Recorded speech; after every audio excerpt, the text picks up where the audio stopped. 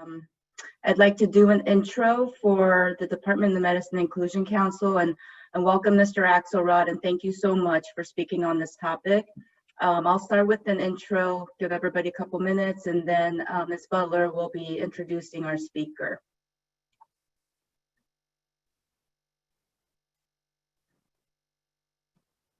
Just another minute, we'll start at 12:02 so that we don't delay.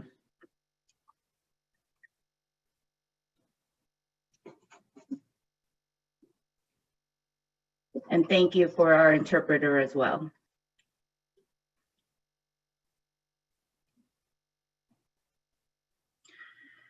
Okay, just for the interest of time, because we want to give the speaker every single minute. So first, I want to welcome everyone. I'm Dr. Min Ju, one of the co-chairs of the Department of Medicine Inclusion Council, along with Dr. Alana Biggers, my co-chair. As always, I want to thank Dr. Patricia Finn, our department chair, for her support of this council and the programming that is provided. The COVID pandemic certainly has been a healthcare challenge, to say the least. As an intensivist, I remember back in March, the discussion was around, will we have enough ventilators and will we have enough ICU capacity? And I think we certainly have identified many more challenges beyond that since then, including, unfortunately, and more recently, racism and existing health disparities that have disproportionately affected underrepresented minorities. One thing as well is telemedicine and teleconferencing, which have really become the norm. But even that has brought challenges. With the help of Lisa Butler, who really brought this to the forefront for us from the Department of Medicine, we wanted to focus on these challenges to access and communication for the deaf and hard of hearing individuals. Just simple things like masks can limit and alter access for many patients that we care for. And as healthcare providers, I think it's important for us to understand these challenges and potential solutions to improve our quality of care for everyone during this pandemic. And with that, we'll have Ms. Butler introduce our speaker.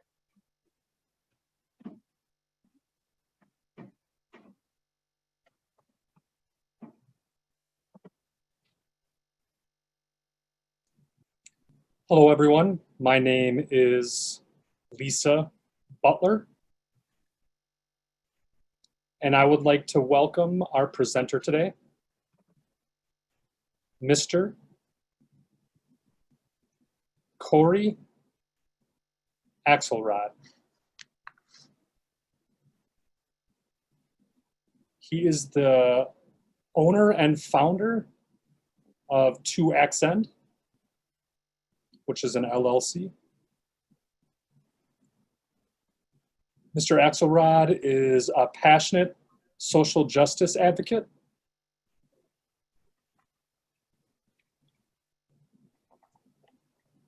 And is committed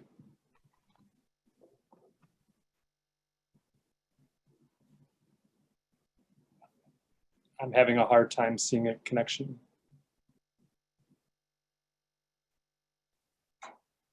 He's committed to helping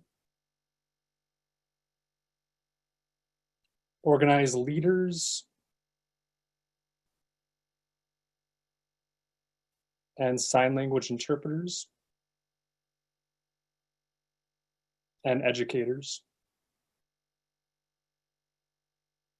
as well as healthcare professionals, to strive for a more inclusive environment for deaf and hard of hearing people.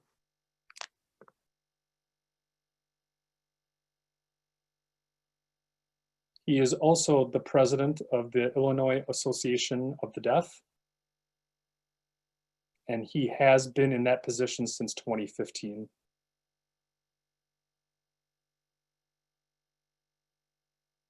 This topic is really important to highlight deaf and hard of hearing individuals and their culture.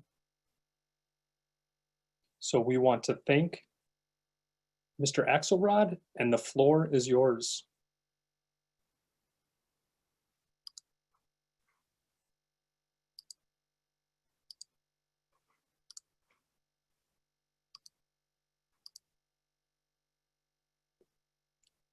So I'm going to share my screen right now.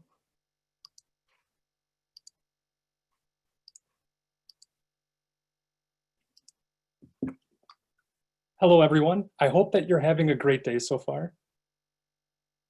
I really want to thank Minju and as well as Dr. Lisa Butler for being involved in today's presentation.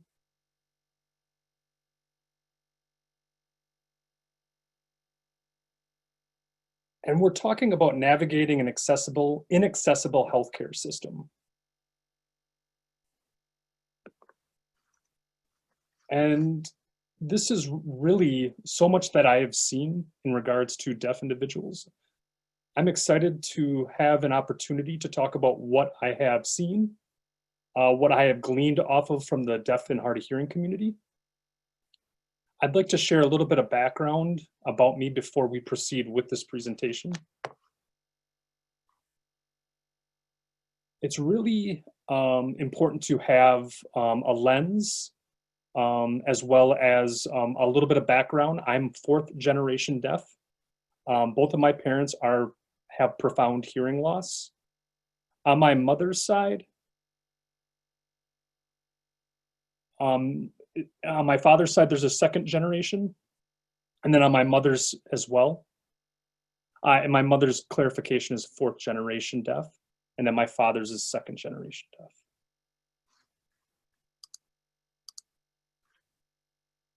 And so seeing myself and my family members, as well as members in the deaf community and what they've struggled with in terms of access, COVID-19 has definitely made a lot of things a little bit more complicated, but there have always been these kind of issues. COVID-19 has really exacerbated a lot of the issues. And I want to take a step back and talk about the healthcare ecosystem. It is important to recognize what's occurring with COVID-19, but that's not the only challenge. Often we look at what's happening right now in the moment, but we really need to look back at what history has shown us. And this is one of the reasons why I founded 2XN. I want to work with healthcare providers. I want to work with medical students and making sure that we give patient-centric focused care and also supporting the deaf and hard of hearing community. So I will talk about my father in a few minutes.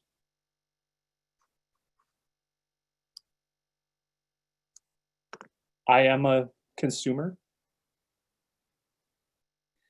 I have experienced different challenges on my own, but I am also a companion as well. And I'll talk about that in a few minutes as well.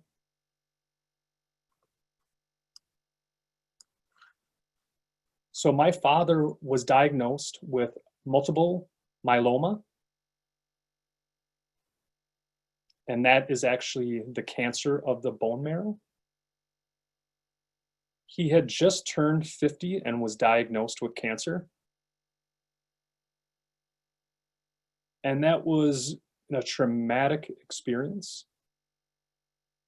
And just think about it, just with one person getting that sort of sentence, if you will, that is a huge issue. But then you compile it with a lot of different sort of barriers, it became overwhelming.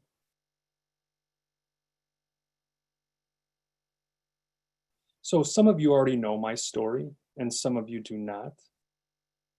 And if you're curious about my backstory as well as my father's experience, please go to my website.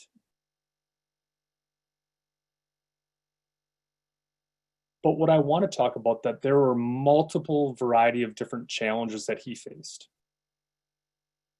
It got to the point where my father ended up filing a lawsuit for a healthcare provider in the Chicago area. And it was actually one of the largest healthcare systems in the Chicago area.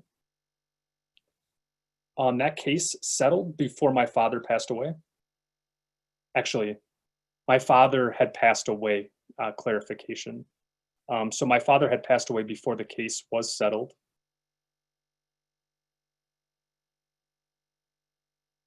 Before my father had passed away, my dad and I were discussing the case.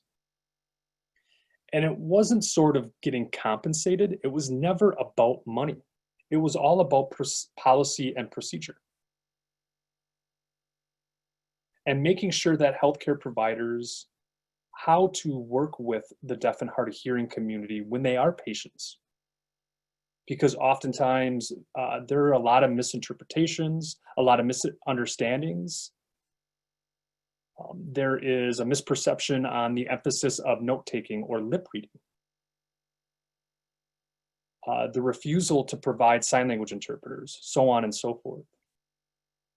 And this has been an ongoing trend throughout the deaf community. And my father is one story, one case, with countless others that have experienced that, which is unfortunate.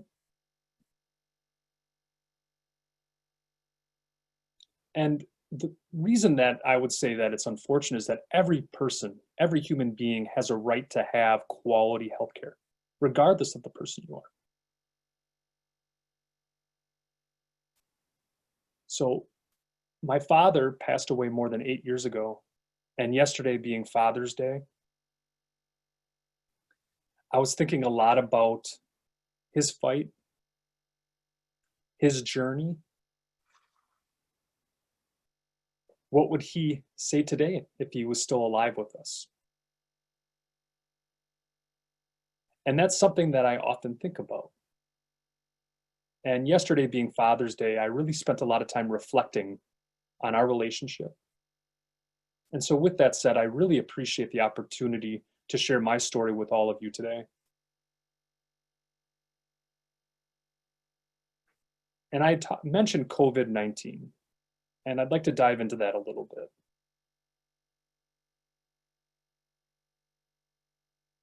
COVID-19 has definitely impacted the deaf, hard of hearing community, but it has also impacted every single other individual as well. It has not discriminated. You look at different groups that have a lot of different disparities. The African American community is one in particular. We see the impact. We see it up close here in Chicago, as well as throughout the state of Wisconsin.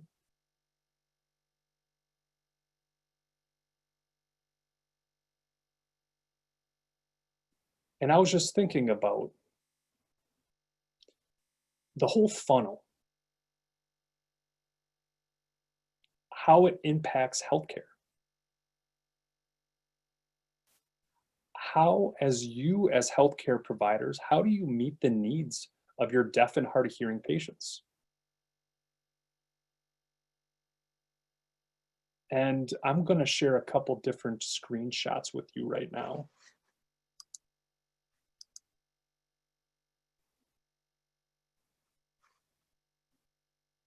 I think that there were a couple comments. I just want to make sure.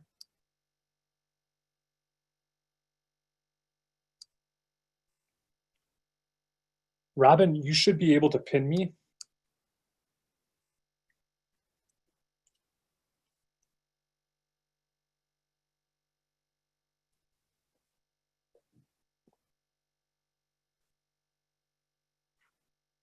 But I'm also realizing that maybe, I think we're good now. Can everyone see me? Great.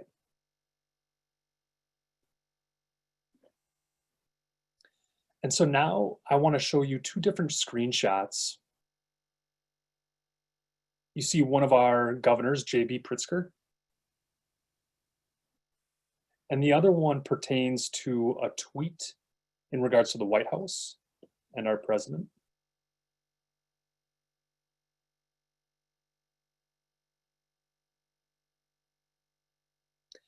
The reason why I highlight these two is because it has a huge ripple effect on healthcare.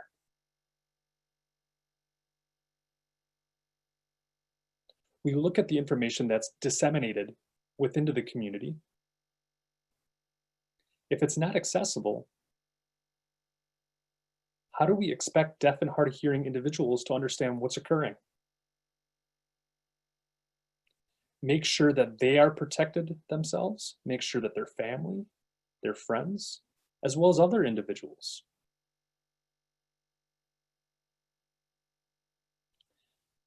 And so the screenshot in regards to Governor Pritzker,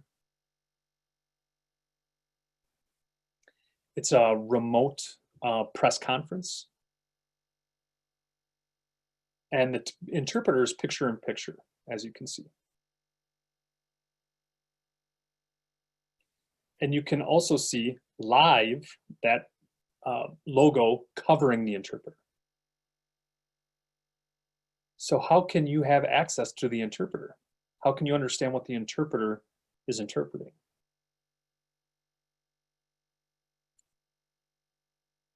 And that was one of many different issues with the governor's office.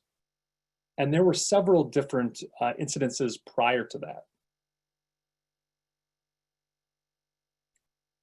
For example, when the governor started providing press conferences, I started keying in and realizing there was no captioning. There was no interpreter. So what I did is I started to go to the different channels and I channel surfed, and I realized that all the press conferences were inaccessible. Some spotlighted the interpreter. The interpreter was actually there, but the news channel didn't spotlight the interpreter. The news channel just focused on the governor as well as other individuals talking, which flummoxed me. And so I contacted the governor's office, corresponded with the governor's office, and what they said was go ahead and contact the different news outlets. And I thought to myself, no, you actually have the direct connect with the news outlets. It is your responsibility because the individuals are your citizens, and you need to make sure that you provide a safeguard for your citizens.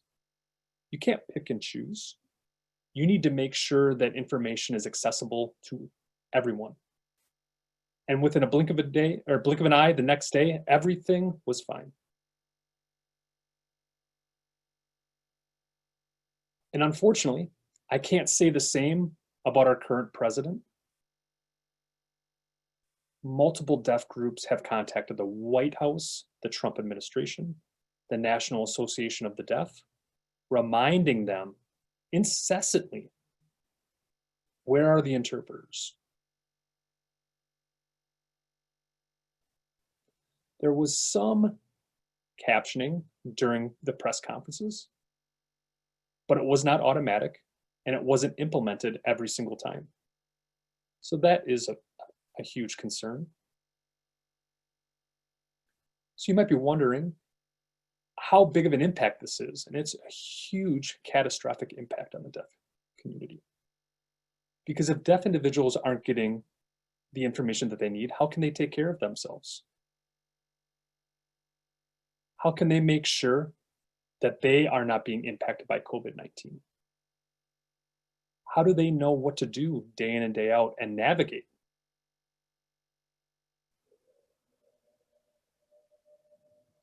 Another example, in New York, Governor Cuomo was sued for not providing captioning, as well as not providing an interpreter.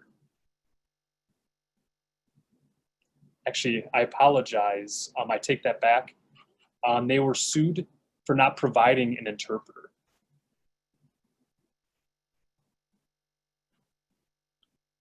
And then once the lawsuit occurred, Governor Cuomo decided to take the steps necessary to provide interpreting after that. But I guess my question is, why do deaf and hard of hearing individuals have to incessantly advocate for our governors to provide access. And it's not only that one instance. It also occurs within healthcare facilities.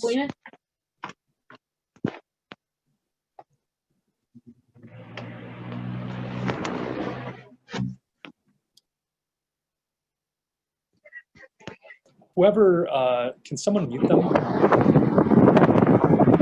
Someone's driving right now. Can someone mute themselves?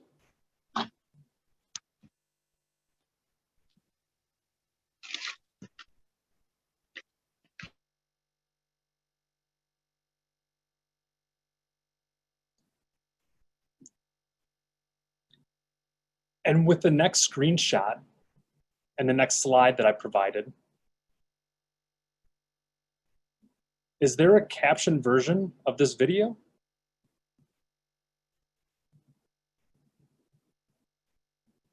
That was actually taken from multiple different posts in regards to different healthcare organizations and their videos. And talking about how those healthcare organizations are providing accommodated care to make sure that patients stay healthy, are able to take care of themselves, provide and disseminate professional information, altering policies and procedures. Ironically, hospitals are not being accessible at every touch point. And so we must think that the hospitals must be accessible within their environment, in the hospital. But what about every other touch point? The information that you're disseminating through social media, through your website, so on and so forth. Is that accessible information? I would have to say no. Because I am constantly posting that screenshot over and over and over again. And most of the time, typically, I do not get a response.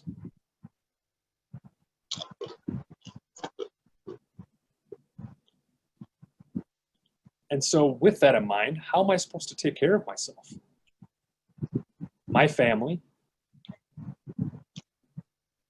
my wife, and my 2 boys. So I'd like you to think about that. So the responsibility is on the healthcare providers to make sure that everything is accessible. From point A to point Z, the entire gamut.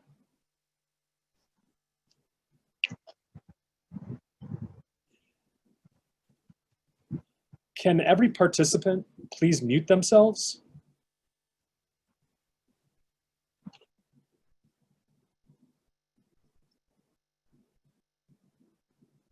And so I share a picture of my family, my 2 boys and my wife. You have Jordan and Ryder. And that photo was taken last Thursday or Friday.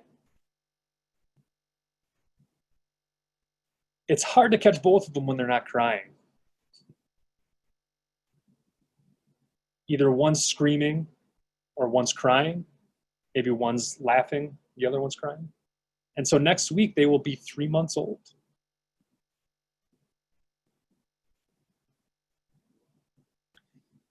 So that experience of having a baby during COVID-19, I don't know where to begin. I'll share the experience with you. And my hope is that it provides a lot of different perspectives. And my thinking during the whole journey is astonishing.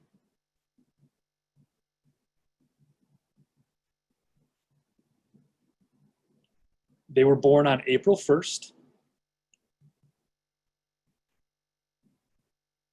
And they were planned to give birth on April 2nd. induced labor. The maternal fetal doctor, MFM, decided on March 30th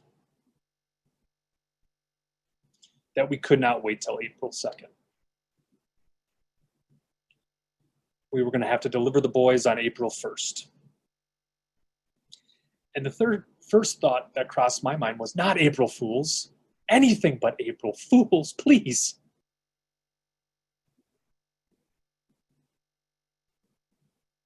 And if you know about my father and I, we're both pranksters. We like to pull a fast one on each other.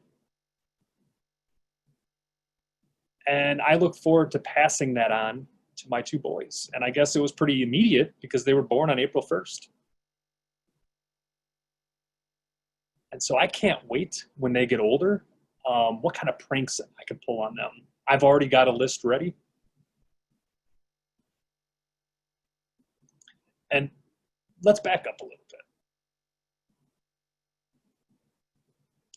We found out that we were going to have twins, and we were completely shocked. What are we going to do with two?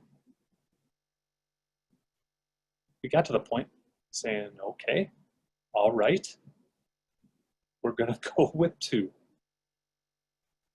And then we found out that one of our boys had a condition that we knew that would require surgery. And he had transposition of the great arteries, which is TGA, and then ventricular septal defect. And so we were talking with our team of doctors that we would transfer to a different hospital that specializes in that specific kind of procedure.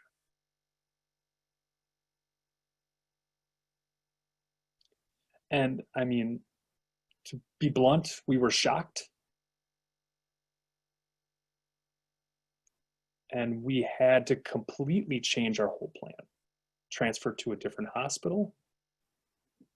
And so we were trying to process all this information, but at the same time, what's going to happen with our access? Will we have interpreters provided? Because we had everything tailored. We had everything synced up with our preferred hospital. And then transferring to this other hospital, we had no idea what was going to happen in terms of interpreting. And so we went ahead and contacted the hospital and had a meeting. And the reason why we had this meeting is that we really wanted to make sure that they understood the importance and the why that we needed interpreting, and also other sort of accommodations. And it was beautifully seamless until COVID hit.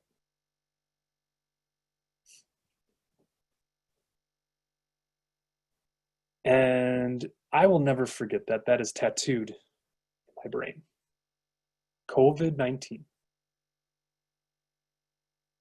So when we were told that my wife needed to be admitted to the hospital early, the first thing we thought of was we need to contact interpreting services, get in touch with the interpreter coordinator to make sure that we had interpreting access. We weren't thinking about anything else. We weren't thinking about our dogs at home, our clothes. We were thinking about, will we have communication access? That was the first thing that popped in our head.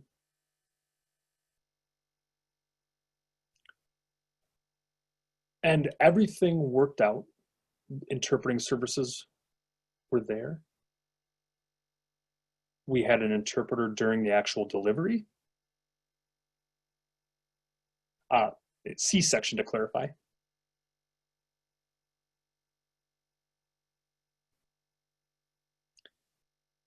But we originally had a plan to have two interpreters, one with my wife and one with me.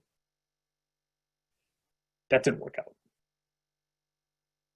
We decided to actually dismiss the second interpreter. And the reason being is that she had interpreted for the governor's office a few days prior. And we didn't want any sort of potential impact on our children. So we were concerned about that.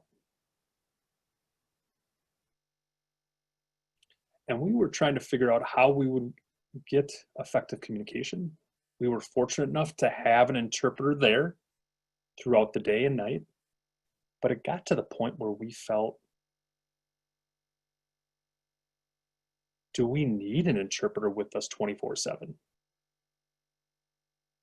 Do we want an interpreter 24/7? So my wife and I, we had a conversation. I mean, keep in mind, we were physically and mentally exhausted. We had 2 boys in the NICU. I mean, yeah, we were exhausted. We figured out maybe on the weekend, we'll be okay with video remote interpreting, VRI. I think we'll get by. And that experience was not terrible, but it wasn't also good to keep in mind.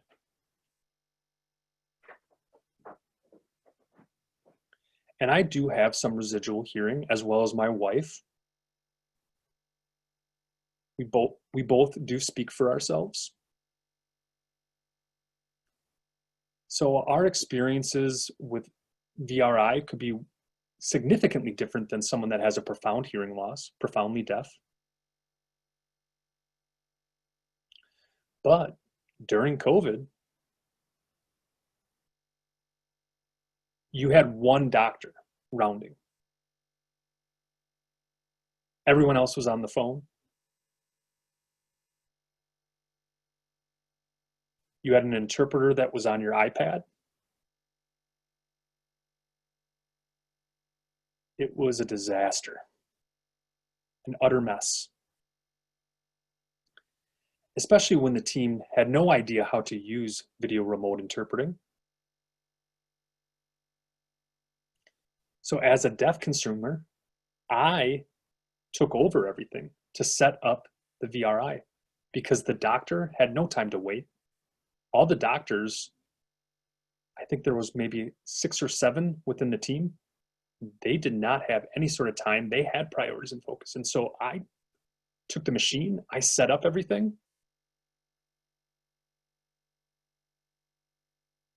And what was interesting, several different points. And one in particular, I'll never forget this. I was using FaceTime on my phone, literally like this. Because my wife was at the Ronald McDonald home. Because only one of us was allowed at one time in the NICU. So I literally had my phone recording. And I was on FaceTime with my wife and then we could watch what was occurring. And the interpreter was like, why are you recording me? I said, no. It's just FaceTime. And the interpreter said, no, I cannot do this. I cannot do this. I cannot be recorded. And I said, please, there are doctors here, please. And thankfully, the interpreter stayed within their role and did the interpreter's job. There was another time where I had connected with an interpreter through VRI.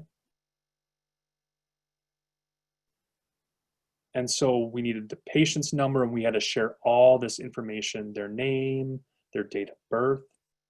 And I told my interpreter, please hold, please hold. After the doctors leave, I can give you this information. The nurse can provide you all the information that they need. This is time sensitive. Please work with us. And they actually provided an iPad for video remote interpreting, but it wasn't charged. And I'm like, you gotta be kidding me. And then there's another situation that occurred. I mean, we could spend the entire day where I have all these different scenarios. But there are situations that I want you to keep in mind where you had an iPad that was fully charged,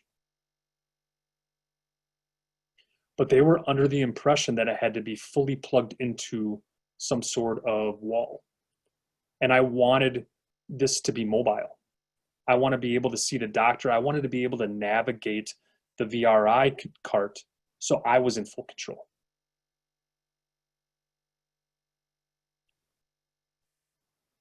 So all these different experiences have inherent challenges.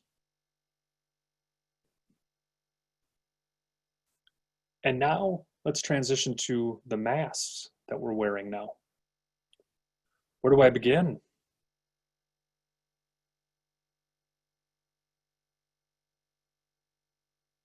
And I get the reason behind wearing masks. I use masks as well, and I'm in full support of them too. But it is a huge burden and impact on the deaf and hard of hearing community. Not only because of access to lip reading, but American Sign Language has a lot of non-manual signs, facial expressions. And so I read people's facial expressions. And I don't just rely on the words. All the different facial cues and the nuances, that is huge. And so that was a challenge. So one was 2 weeks old and the other one was 5 weeks. Oh, so we were in the hospital, clarification, we were in the hospital for 5 weeks with our second boy. And we never knew whether or not the doctor or the medical team would come in happy or sad. We had no idea what kind of emotional state that they were in. And the reason being is that because there wasn't access to their facial expressions. It got to the point where they started seeking out clear masks, which I was so thankful for. But keep in mind, not everyone was willing to use it, which aggravated me. Some of the responses I got were, I don't have time for that. And I just felt like it's not about you right now. It's about me, my wife, and my sons. That's what's most important, to make sure that we're on the same page.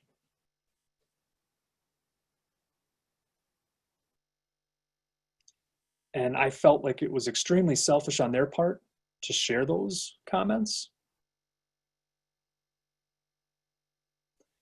And another thing that I'd like to share with you is that, my second boy, who was in the hospital for 5 weeks, he had to have an NG tube put in. And I had gotten trained in how to put that in. But one part of the training was 2 hours. I was through video, interpreter clarification. And the video had no captions. And then I told the nurse, I said, there's no captions. She responded, oh, don't worry about it. It's not important. Then why are you showing me the video if it's not important? And you could tell that there was a little bit of conflict. So I share these experiences with you, and there's more experiences really in regards to telehealth.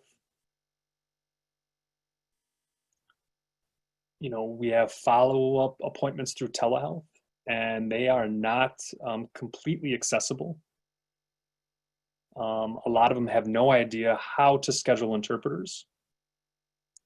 And I get the immediate transition that occurred once COVID hit. when people are not prepared, it impacts providers as well as deaf consumers, because it minimizes the information that you might be able to get. And I'd like to share another story with this appointment that I had with a specialist.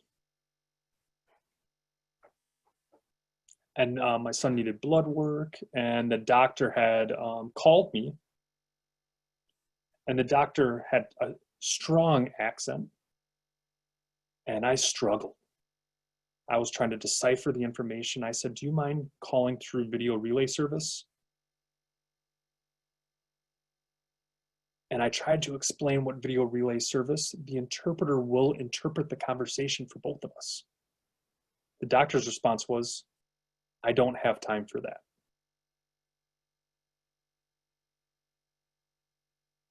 What do I don't know what to say.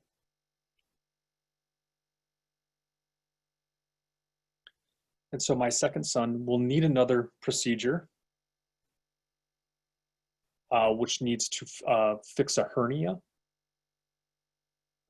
and then a couple other sort of health issues that are going on, minor. And he's doing well. But now I'm anxious and I'm worried about what's going to happen to my communication access. And now we're going to a different hospital. So I don't know what we're going to do. I know I'll be contacting their interpreting coordinating office, and I'll have to go through that whole routine again, a timeline. But this isn't just a one offshoot. I do this every single time. And it's not just because of COVID-19. I do this all the time. It's because that's how the system is designed. And it's unfortunate. I'd like to share a couple other stories from a few other individuals.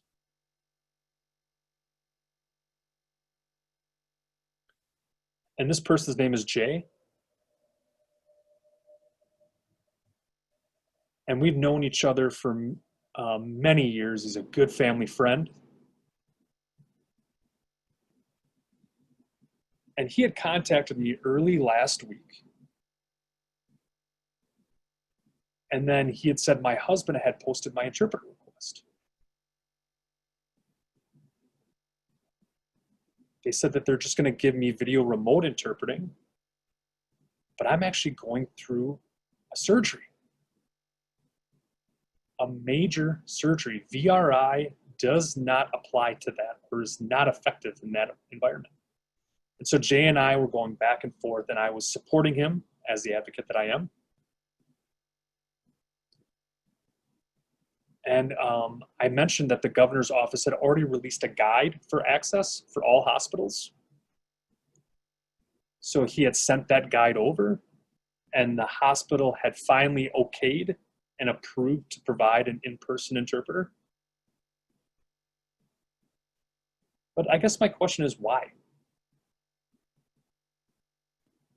Why do we have to consistently have to advocate? And I get what's going on right now with COVID-19, but this is just not just a snapshot on 2020. This has been happening over the course of my lifetime.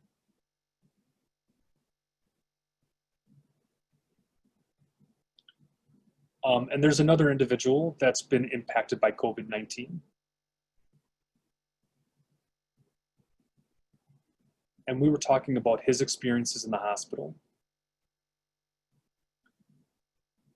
And so he was using his texting in order to communicate, but he wasn't getting the signal that he needed. He didn't have the LTE connection. The Wi-Fi system was poor, so he couldn't use FaceTime. So all these different barriers. So how could he communicate?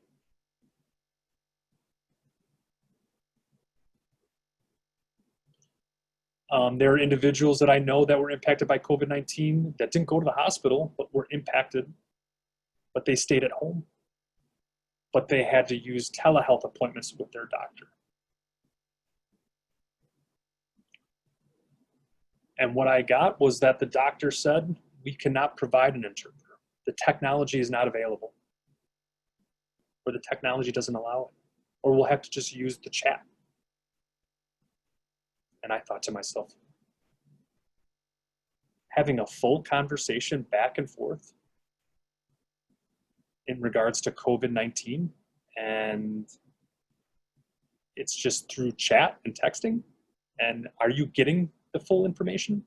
And my friend said, no. It's barely scratching the surface. And so I would get that information, that minimal information, and then do my own research to make sure that I knew that I had the right information. And my other friend is fortunate because she is well informed. She does her due diligence. But think about the individuals that don't have access to internet.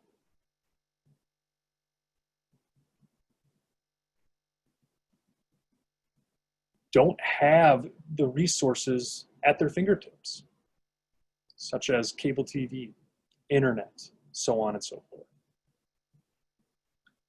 And I'd like to share one statistic with you.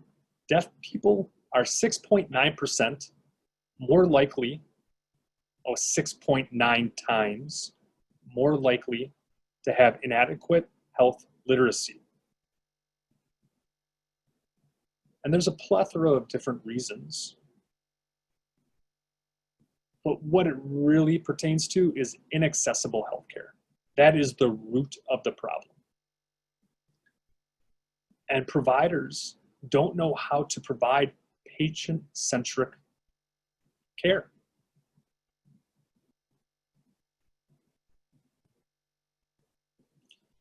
So as we think about COVID, it's exacerbated the challenges for deaf and hard of hearing individuals. Video remote interpreting is not always reliable. Speech to text. Technology is somewhat not always supportive. It's not available. It's not always reliable. Just because it's there doesn't mean that it's reliable. A lot of healthcare providers don't have captioning, CART services, C-A-R-T.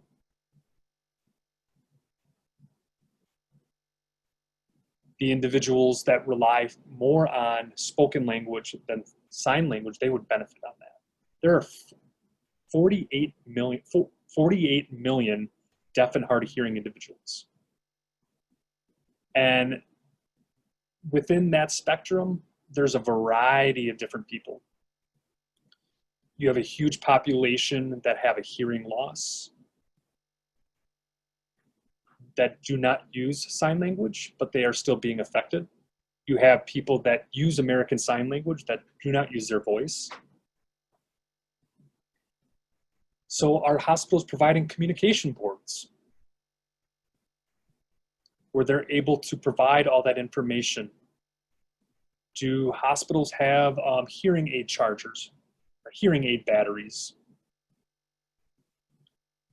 Do they have cochlear implant chargers? Do they have extension cords? You know, those are little things that deaf people think about on a daily basis. And it's unfortunate.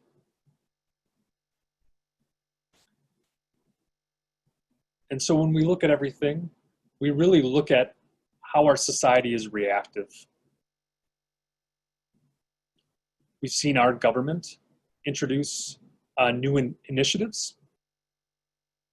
For example, in the state of Illinois, the mental health hotline was recently introduced.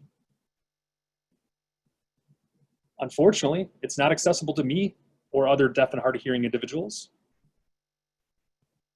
because they require you to text that number, and then they'll immediately call you on that number. That doesn't make sense. So we can't provide options to say, hey, please call me on a different number. That is not happening, unfortunately. So when they'll call, think about accessibility.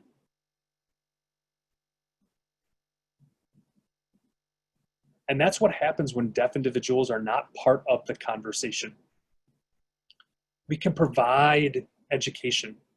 We can provide a different perspective, our own lens. There are different components that work really well for us.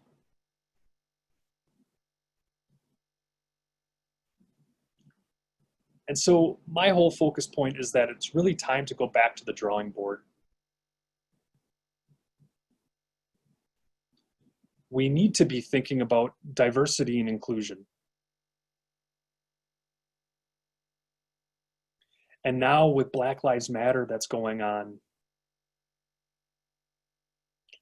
it's so critical that we have a conversation about racial diversity, about racism. I mean, the many different isms that we face and experience. But then what about the different intersectionalities? People with disabilities, people who are deaf and hard of hearing.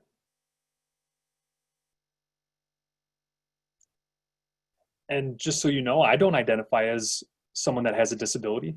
I just access the world in a different way.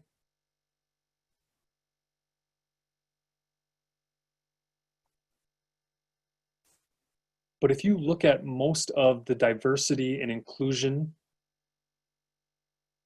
such as the conversations that are occurring on social media like Twitter or LinkedIn, there's a lot of conversation about our DI teams that are focusing on racial diversity. But most of them are a very small team.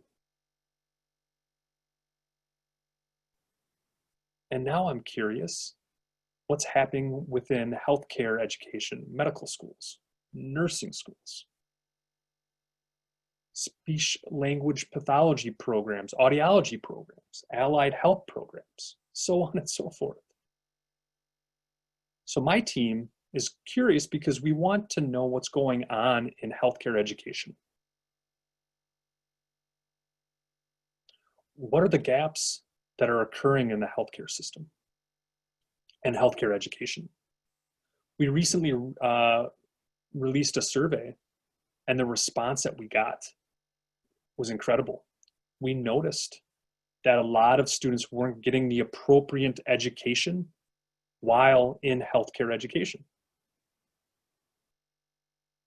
And this is an ongoing process. That survey was just recently released, so we're looking forward to gathering more data and really analyze. But really, it proves a point right off the bat.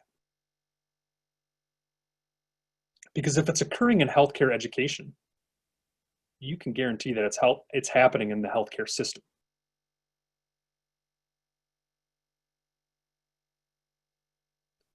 And so that really requires us to analyze and recognize, do healthcare systems make sure that their policies and procedures are tailored to patients' needs? Because I tell you, right now, it is not. 100% satisfaction? No. You look at patient satisfaction surveys, there's not a lot that addresses communication. It's more about the overall care. So how do you, as hospitals and healthcare systems, how do you recognize the needs of deaf and hard of hearing individuals? And that's where ongoing training is necessary. Consistent education, ongoing dialogue, bringing in deaf and hard of hearing individuals to the table to discuss their experiences. And so, like I said, it's time to go back to the drawing board and see where the gaps are, fortify them. And I strongly believe that if we do that, the experiences of the members within my community will be a lot more positive. And I am not trying to minimize COVID-19. I know that it's catastrophic. I get that. But when the time is right, we must remember. We need to look at the overall system and make the correct changes that are needed. And I know we have a few minutes left, and I'll open that up for a little Q&A.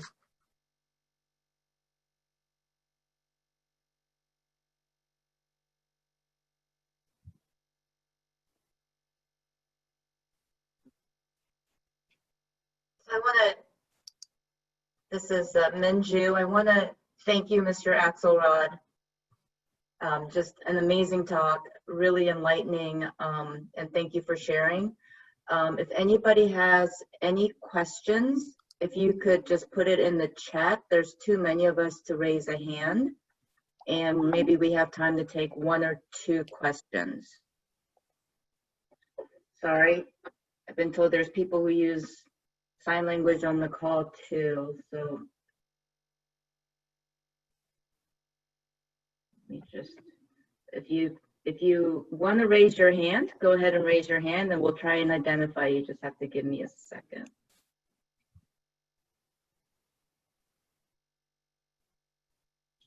And Lisa, if you see anyone, if you could help me.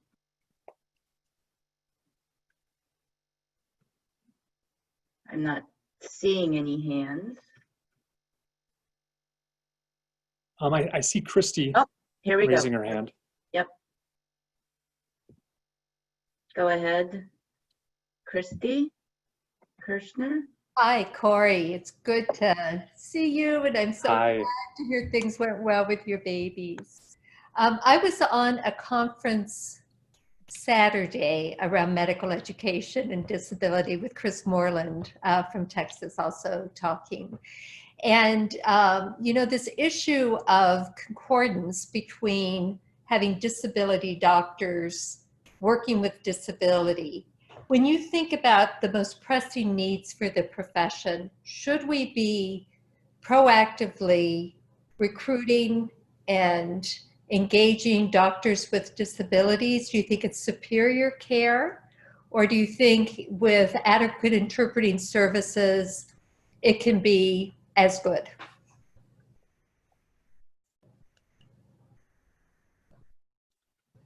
I will say this. Language concordant providers are always the best. People who can associate with me, I would always prefer that. I've seen different research out there. There's not a lot of research, but it proves that point. Many prefer that. And now to that second point, that second term, I would like to raise the bar. If you can't have a person with a disability or someone who's deaf and hard of hearing that could be involved in the healthcare system, then we look at ways to raise the bar for communication access. So I think both parts are so critical.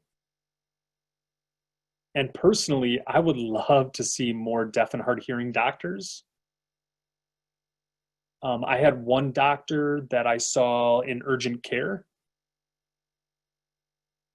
And it was so funny because I had never met this individual before. And he identifies as hard of hearing. And he was taking my temperature. Actually, no, I'm sorry. He was looking in my ear. So I took off my hearing aid, like so. And he was able to, you know, look within. And I had turned off my hearing aids. And he said, "Oh, stop doing that. Stop doing that. You don't have to turn off your hearing aids. Leave it on." And I thought, huh. I just felt an immediate connection with him. Like, he got it. He understands what it's like to be me. He wasn't a signer, but just that connection. It was cool. that empathy. It's so critical. So I appreciate your question, Christy. Thank you. Okay, great. We have And it's good to see you again. Just two more. We have one person raising their hand, Eliza, and then I want to finish up with one chat question if we could. So, Eliza.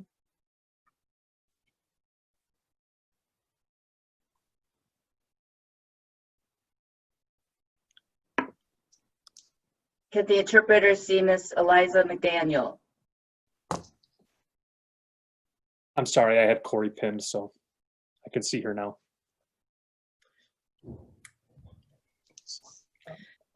Thank you so much. I'm an interpreting major. And so I might be focusing on medical interpreting later. Are there any resources or some sort of advice that you can provide that would help me in regards to medical situations? That is a loaded question. And I'll admit, because I provide workshops for medical interpreters, maybe because of time, maybe you and I can connect offline and we can talk about that. But in summary, I think it's so critical that interpreters, before they enter the healthcare system, they get extensive training before they go into any sort of healthcare environment. When my father was diagnosed with multiple myeloma, the interpreter fingerspelled melanoma.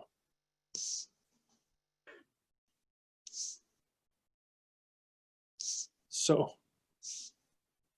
and I realize that medical interpreters are not trained physicians. But there must be some sort of understanding of the scope that you're walking into. But with that said, please contact me after this presentation. I would love to have a conversation with you moving forward. Great. And we have one final question, and this may actually be another loaded question. So this is from Nicole Suss. Aside from bringing in deaf and hard of hearing patients to join in the conversation, how should hospitals proceed with finding out how they can provide better access for communication?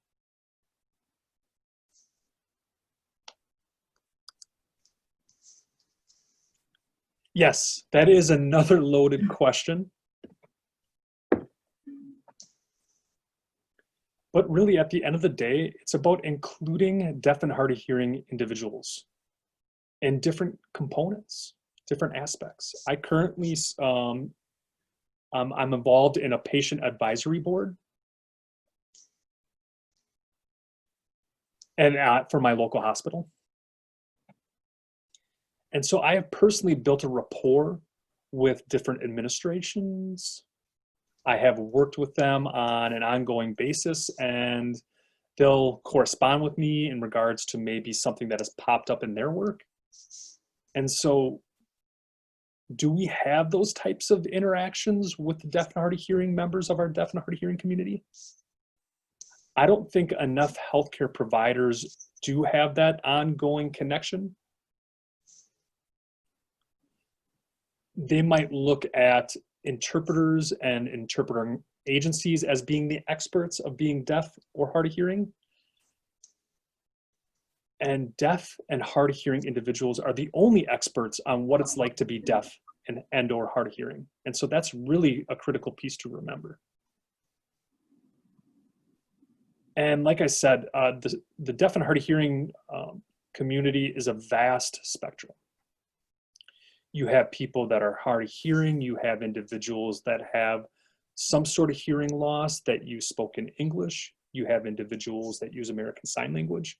So you need to bring in a variety of different representatives of the deaf and hard of hearing community so they can then provide access and provide a lens on what it's like to be deaf and hard of hearing.